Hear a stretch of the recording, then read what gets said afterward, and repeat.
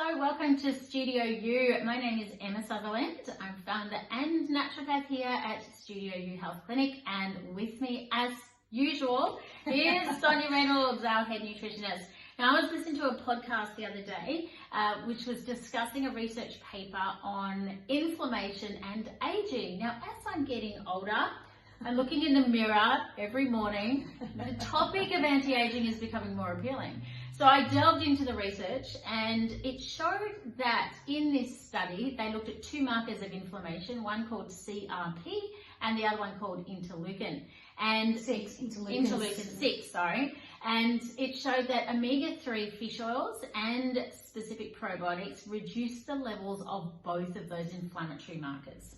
This is really exciting because we see this a lot in practice, this low-grade inflammation, that we have to try and tease out why. People will come to us with CRP levels that are higher than what we would want.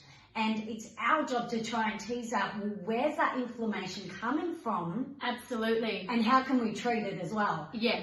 And so drivers of low-grade inflammation are things like eating processed food.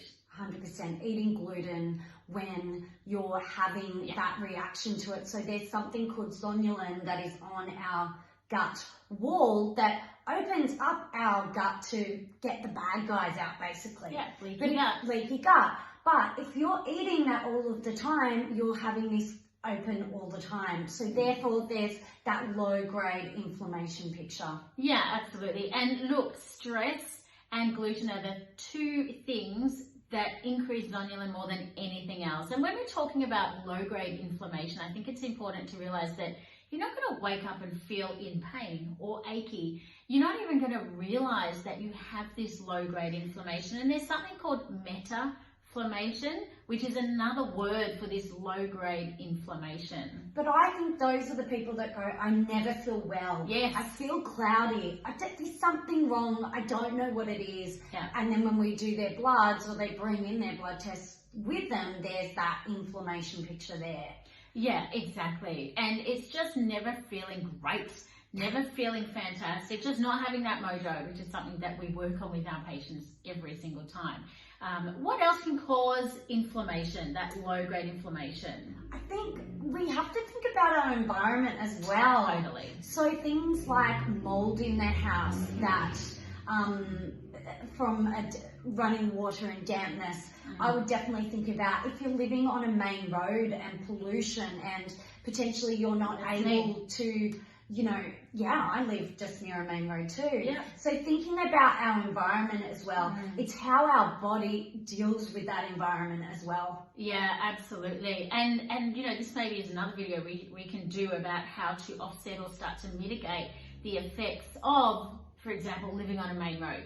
Because we live in a big city, we can't live in a bubble. But inflammation is ubiquitous, it's everywhere, it's very hard for us not to be influenced by our genes and our environment to be pro-inflammatory and to have this underlying chronic inflammation. Yeah. So if you would like to know more about inflammation or have any questions, please get in touch and we would love to help you. Thanks. I was only 4 minutes, so that's fine. Yeah, no, that's good. Cool. Next. So we're going to do a short one of this for yesterday. Okay. Ready? What do we want to? We want to say low-grade inflammation. We want to say CRP, interleukin 6. Yeah. Never feeling good. Never I think that's a yeah. good, oh, that's me type moment for most people. And what's the call I to finally action? feel good. I think my detox. I'm out of my detox now. That's good. And it kept moving stuff. I was Googling conclevers, because it's moving your lymph. I'm like, surely it's keeping me sick. As soon as I stopped it, I was like, well overnight. I mean, I'm not well, but I'm well. Yeah. And I don't have a cloudiness in my brain, actually. That's good. Yeah. Okay. Okay, low grade CRP, interleukin 6. What's an example? No,